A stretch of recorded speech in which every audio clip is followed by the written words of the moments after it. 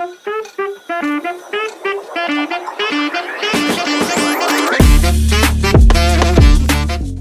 y'all, welcome back to Hopeful and Wholesome. Today I'm kicking off part one of a five-part series that is all about unraveling your worth. And it is all about breaking free from the hustle and stepping into true health, true well-being, and true freedom. And this is coming off the heels. I would say up the heels, but this is a work in progress. But this is coming off of the learnings and my own personal journey of this and how deeply tied and I say our as women, our worth is to our productivity, our accomplishments, our success, our to-do list. And I wanted to break this down for you and how this topic of worth and your worthiness is tied to every aspect of your well-being, your physical, your mental, emotional, spiritual well-being. And this episode one, we're going to dive into this topic, and I think so many of us struggle with. And I also think we don't realize that it's running the show. And it's the belief that our worth is tied to our productivity, our ambition, our achievements. So if you have ever felt guilty when you rest, you struggle to slow down, you only feel, quote, good enough when you're accomplishing something or have had, quote, success at something, this episode is for you. And if you don't know that this is tied to the worthiness conversation, it is. And we're going to break it down. So I want to start with this first episode of really talking about how your worth is not measured by your to-do list and how this happens culturally and is innate in us. And I will break it down how to shift this. But this first episode, I want to talk about just bring the awareness to the conversation. From a young age, we are taught that our value is what we do and not who we are, right? And this isn't necessarily explicit. We may not be explicitly told that, but it's the conversations, the rhetoric, the conditioning, society messaging, right? It can be sneaky. So think about at school, you're praised for good grades, not necessarily for being intuitive or kind or self-aware. And I'm not saying this as a general rule because there are some kids who do get praised for those things, but generally speaking, right, we're praised for our grades and how well we're doing. And you might even be rewarded for good grades. I was rewarded for good grades in school, right?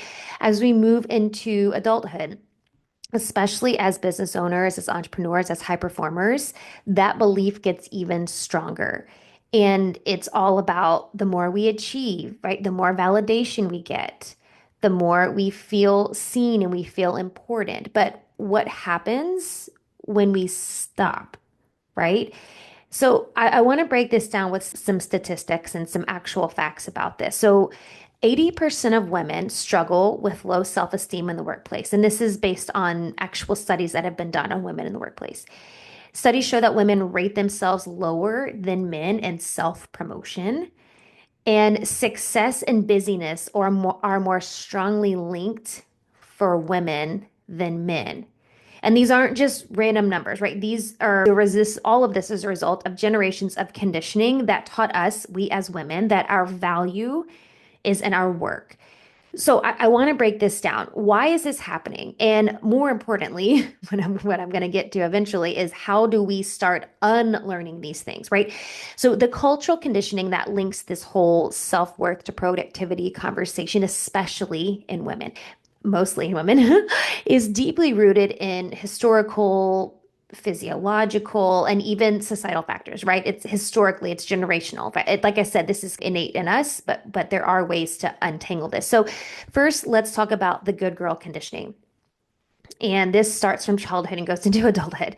So I mentioned before the number 80%, right? Why do 80% of women struggle with low self-esteem in the workplace? And this is the statistics that has been proven multiple times. From a young age, let's talk about the cultural part of this.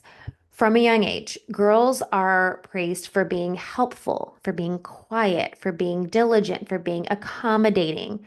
While what are boys praised for and encouraged to do? To be assertive, right? To stand up for yourself, be assertive, to take risks, to promote themselves, right? Self-promotion. And again, these aren't necessarily explicit, like we're telling our boys, go promote yourself, but this is the narrative, right?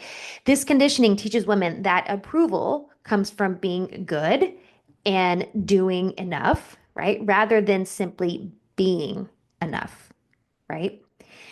So let's talk about the psychological impact of this. This creates this subconscious good girl syndrome. And you've probably heard that before. I had an episode, one of my first, I don't know, probably 15 episodes. I had an episode where we talked about this a little bit. We didn't unpack it fully, but we had a little conversation about it. But the good girl syndrome. This is where a woman internalizes this belief that her value is dependent on how much she achieves and contributes to others. That is her value, and that is the only thing that brings her value, right? The belief, I'm going to say it again. I want you to hear me out. This is important. This good girl syndrome that we carry into adulthood with us is this internalized belief that a woman, her value is dependent on how much she achieves and how much she contributes to others, right? It's about external things and not this internal about being enough.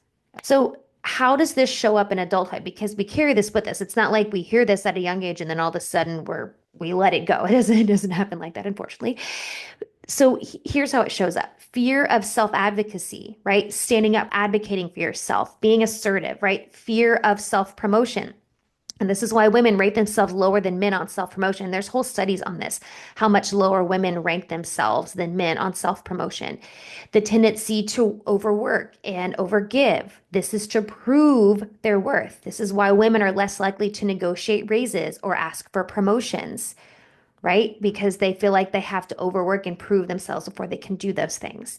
Anxiety around resting or setting boundaries or saying no. I had a whole episode about this, the boundary thing, because it feels like letting people down. And I had an episode not too long ago about the sacral center, and I talked about the fear of disappointment and how the fear of disappointment was the deepest feminine wound.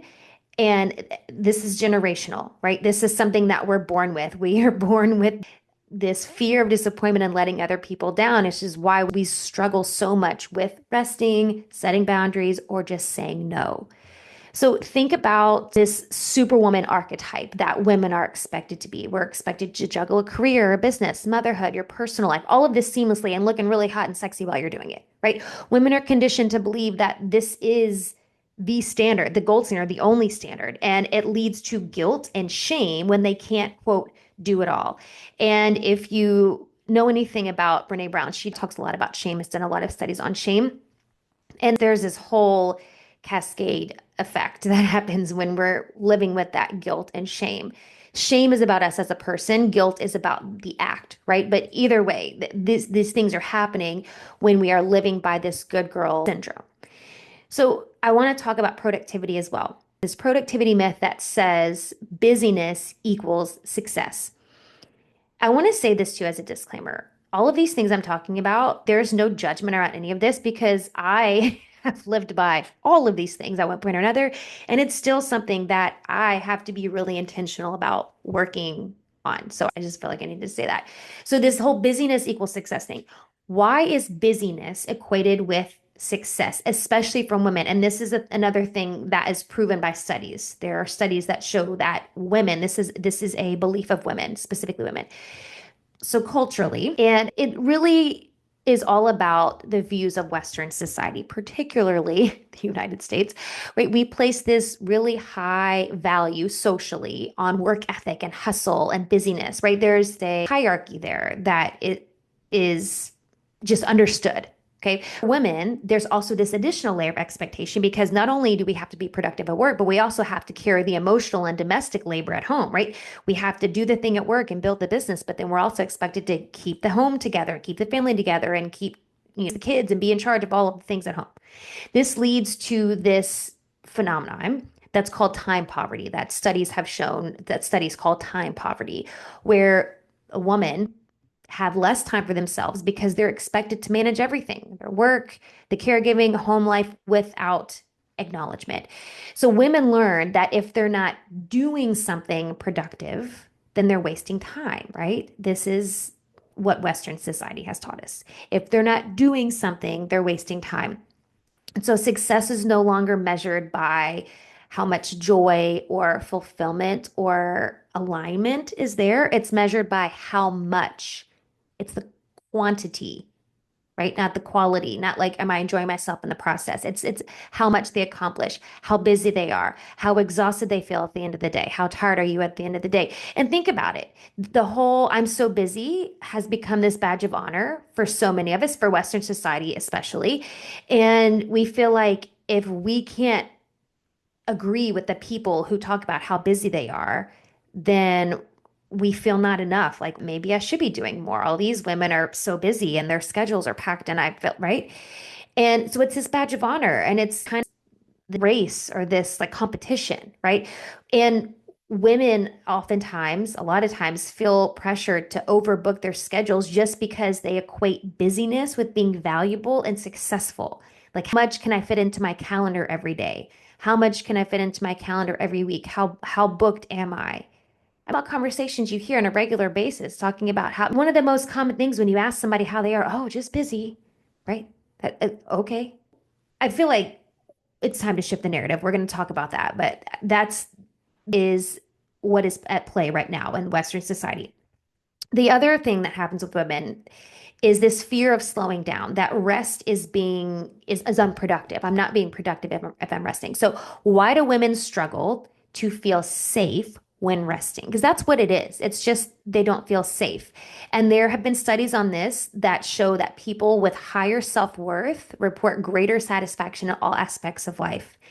And we don't feel satisfied, right? Women don't feel satisfied. They don't feel worthy. And they're resting, it doesn't feel safe to rest. Why is that? Women have historically been valued for their service to others, right? Think about it culturally. Their primary roles are caretaking and homemaking and community support and social planner, right? They're planning the things. And I love historical fiction and anything historical really, even if it's nonfiction. But I love learning about it. And that's really what you learn when you look back at history and you look at the roles that women played. They took care of the kids, they took care of the homes, they got the community together and they hosted social events and that's what they were responsible for. So this has created this subconscious belief that a woman's value is directly linked to how much she does for other people rather than who she is, right? There's no emphasis on who she's being in the process of that, much less is she happy doing it, like cares, right? That's the narrative around that. And so when women rest, they experience this guilt and this anxiety and this unease and oftentimes physical discomfort because their nervous system has been trained to associate doing nothing with not being valuable. Our nervous systems have been trained to associate doing nothing with not being valuable. Period. That's it. So I'm going to get to this in a little bit, but it becomes this trauma response for us. The doing becomes a trauma response because it doesn't feel safe to not do because we have been culturally, societally conditioned to believe that if we're not doing anything, we're not valuable. Let that sink in for a second. Your brain has wired productivity as safe and it's wired stillness and rest as unsafe. That's what's happened. This is the impact on our nervous system and in our brains. We have wired it, productivity, as safe and stillness and rest as unsafe. So when women slow down, they rest or they're told, just slow down. Their nervous system goes crazy. It goes into this fight or flight thing immediately because it perceives rest as a threat to their survival because it's literally been wired to do all the time and don't stop. That's how it's been wired. And it's in our cellular memory. It's in our DNA. Like I said, this is innate. We're born with this. So yes, we get conditioned as well because you kind of the nature versus nurture. It's both. For women, it's both. We can't escape it. Generationally, that's what we've been taught, and that's what's wired in us when we're born. And then we're born into society that's still teaching us the same thing. So it's like this double whammy. And this is why burnout recovery and recovering from burnout often and most often requires this deep nervous system recalibration because you literally have to rewire your brain. And I'm going to give you a personal example in a second, but it requires some really intense rewiring for the most part. So think about and you've probably experienced this before. If you've taken a break and you've ever felt like you need to justify why you're taking a break. I've done this so many times where I had to make sure people knew that I was going to get back to work. Like, first of all, nobody cares. Second of all, why? Why do you have to justify? Well, I'm gonna get back to work at this time. Like, also, like, I'm the boss because I'm an entrepreneur. So who cares? Why am I telling anybody that? Why does anybody have to know that? Nobody needs to know that. But that's the wiring that happens in our brain. So feeling the need to justify why you're resting or when you're resting or when you're going to take a break, whether it's by working harder later or proving that you're still being productive in other ways. And that is so common. Well, I'm going to stop working, but oh, what I've got to do, I've got this other to-do list at my house that I have to do, right? Just I'm going to be productive in other ways. Well, I'm not working, but you're still checking off 85,000 things to do on your to-do list. So you're still doing something, right? So I want to go finish this last one here. The one about how men rate themselves higher in self-promotion. There's a Harvard study, and this is again based on facts. There's a Harvard study where men rated themselves as 61 out of 100 for self-promotion, and women rated themselves at 46 in terms of how comfortable they felt promoting themselves, right? Men are socially conditioned to own their achievements. Women are taught to be modest, be selfless, don't be too much, don't be too flashy, don't brag, don't, right? Women women are more likely to downplay their accomplishments and their achievements and their success to avoid being perceived as arrogant or aggressive or too assertive or alpha. I'm using air quotes here, the alpha, right? So in workplace settings, it's also been proven by studies. Women are often judged more harshly for asserting themselves or taking up space, being assertive. This is called using quotes here, it's called the likability penalty. Women who self-promote are viewed as less likable. Women who are more assertive are viewed as less likable than men. If men were asserting themselves the same way, it would not have the same effect on their surrounding environment. First of all, I hate that. Can I just say that? I hate that. I hate it. It's ridiculous. It's absurd. A woman stands up and she's assertive and she's taking up space and she's loud and she's authoritative and she's viewed as less likable. If a man were to do the exact same thing, it would not have the same effect. I hate that. I hate it. I just want to say that. So, therefore, societal conditioning here, women hesitate to share their success stories. They hesitate to stand up for themselves and be assertive in the workplace or in their business or talk about their accomplishments and achievements. And again, sharing their success stories. They wait until they feel 100% qualified before applying for promotions or speaking on stages or getting in front of people, being seen, or just claiming their leadership roles. They feel like they have to check all these boxes first rather than just going for it. And this is imposter syndrome, right? Imposter syndrome runs deep because if their worth is tied to what they do, then no matter how much they achieve, it's never going to feel like enough. That's what happens there. So if your worth is tied to what you do, it doesn't matter how much you achieve, it's never going to be enough, ever, right? Studies show that women will only apply for a job if they feel like they meet 100% of the qualifications, while men will apply even if they only meet 60%. That's insane, y'all. That's how we're wired. All of these patterns that I'm talking about go back to one thing. Women have been conditioned to believe that their worth is something that they have to prove rather than something that they inherently own. That's our conditioning. We feel like our worth is something we have to prove rather than something that we inherently own. So we're taught to prioritize other needs first, other people's needs first, right? This is leading to overgiving and leading to burnout. We're taught to be, quote, nice and accommodating and, right? This is leads to difficulty setting boundaries. We're not taught the difference between being nice and being kind, right? There's a difference. And being nice is how you end up being a doormat.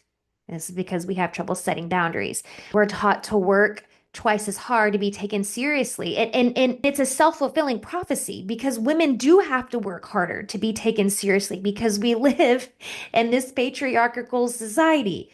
So the fact is, it's a self-fulfilling prophecy. So this is going to lead to constant overworking and overachieving and self-doubt because we know that history proves that women do have to work harder to be taken seriously.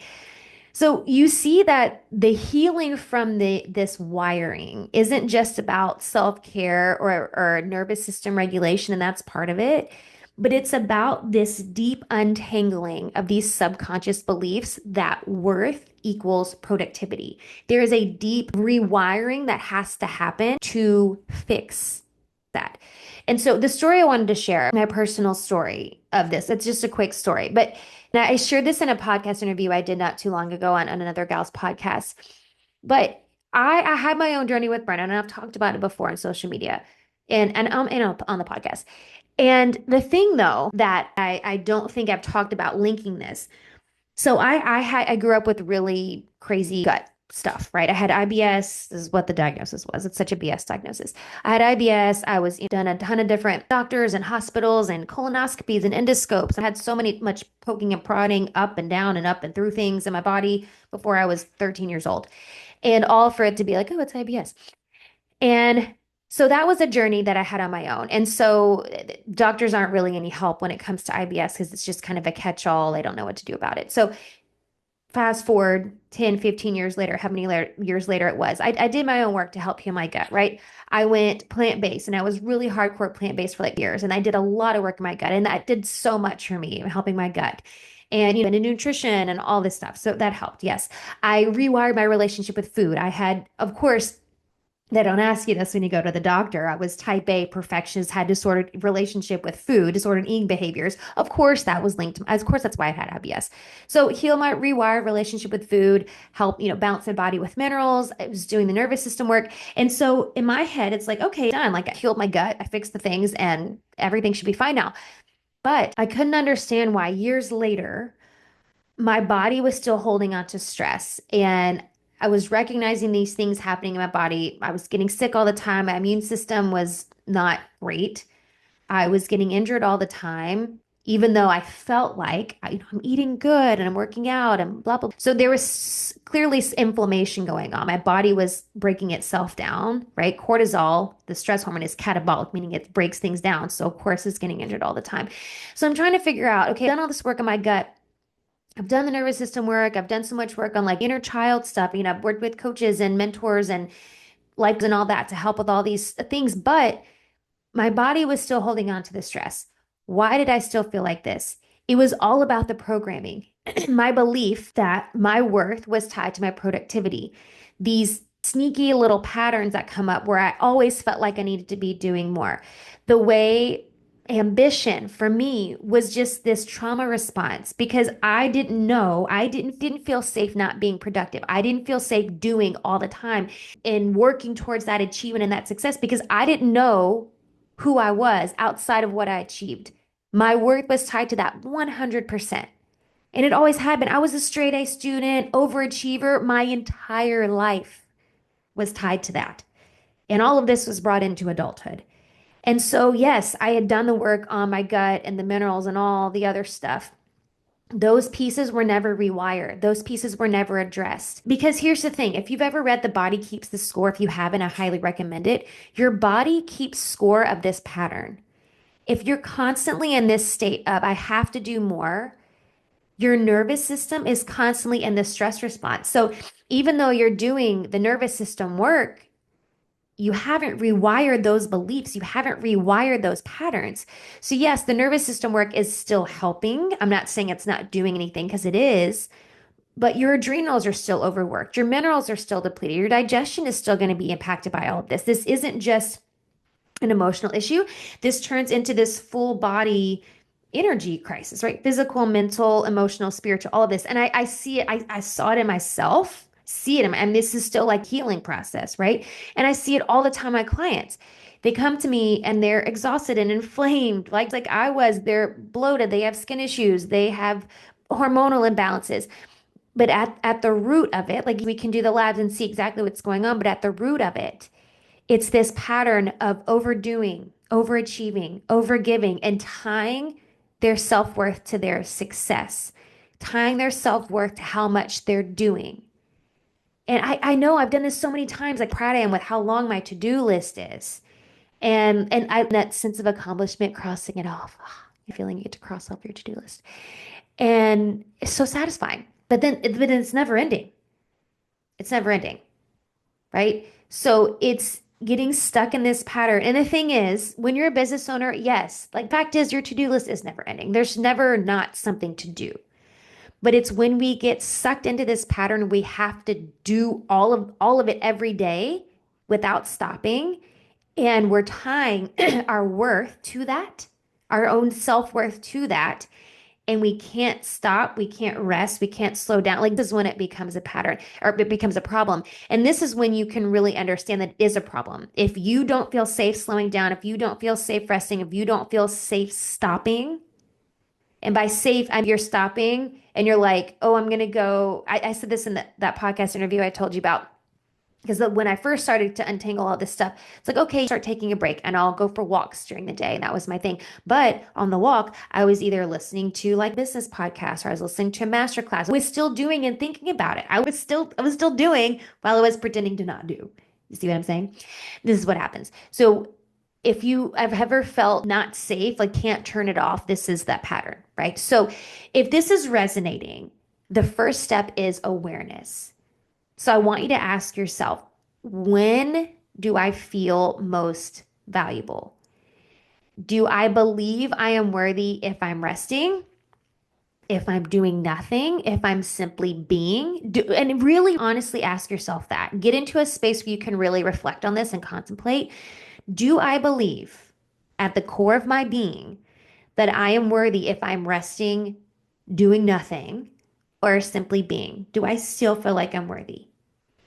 And one of the most powerful things that I do with my clients is not just healing their bodies. That's important and it's really powerful, but it's reprogramming these deep subconscious beliefs so that their body actually feels safe letting go of this old conditioning. And it requires some work. It requires some effort because no supplement or lab is going to fix a body that's stuck in this pattern of stress and overdrive and overachieving. Nothing is going to fix that except doing that deep rewiring. So if this is resonating for you, if this is hitting home, you're not alone because I am with you. I've been there and I guess this is still a work in progress because the good news is the pattern isn't permanent. No matter how many generations pass that we're born with this wiring, it's not permanent. It can be rewired. It's never too late to rewire. And that's what we're going to talk about in the rest of this series. This is just part one. And I just want to bring the awareness to us. And is it like this? Am I like this, right? The awareness, just understanding that this exists. So in the next episode, I'm going to dive into exactly how we start breaking that pattern and start breaking from this conditioning. But I would love to hear from you. And I have some really exciting things on the other side of this podcast series. So I want you to either, you can email me, I'll put it in the show notes, or if you're on Instagram, DM me the word worth. And first of all, DM me that word and then tell me too what your biggest realization you had from this episode about your worthiness. And I want to hear your takeaways, but DM me that word worth because I'm going to have an offer for you on the other side of this and you'll be the first to learn about it. I have something fun that I'm going to do and that I'm going to start. I don't want to give too much away. So that's all I'm going to say, but you'll be the first to know. So just DM me that so you can get on the list so that you know when this is happening.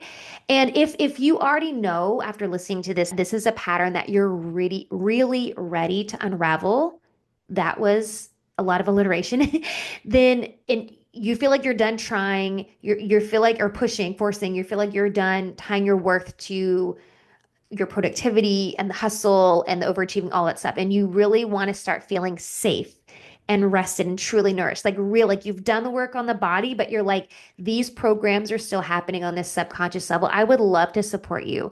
So just DM me or reply to the email. Put me, if you're not on social media, I'll put my email in the show notes and we can talk about how I help women break free from this in some one-on-one work. And so this really special one-on-one offer that I have outside of the other offer that I was talking about that I'm creating after this. So DM me worth or email me and we can talk about it. But you really want to get on the list. I'm telling you, you want to get on the list because you're going to want what's on the other side of this series. But I will see you in the next episode where we're going to talk about this hidden link between self-worth and chronic symptoms and what's actually happening to your physical body. So stay tuned and see you in the next one.